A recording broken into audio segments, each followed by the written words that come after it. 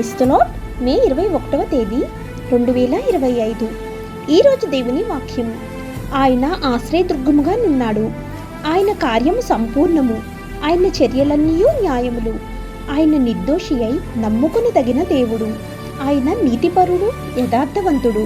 ద్వితీయోపదేశకాండం 32వ అధ్యాయం 4వ వచనం. ప్రియమైన సహోదరి సహోదరులారా, ఈ వచనం దేవుని పనులను పరిపూర్ణమైనది అని మరియు ఆయన మార్గాలు న్యాయమైనది అని వర్ణిస్తుంది. దీని అర్థం దేవుడు చేసే ప్రతిదీ దోషరహితమైనది మరియు నీతివంతమైనది, తప్పు లేదా అన్యాయం లేకుండా ఉంటుంది. దేవుని చర్యలు ఎల్లప్పుడూ ఆయన పరిశుద్ధ స్వభావానికి అనుగుణంగా ఉంటాయి. ఆయన నిర్ణయాలు పూర్తిగా న్యాయంగా మరియు జ్ఞానంతో తీసుకొనబడతాయి.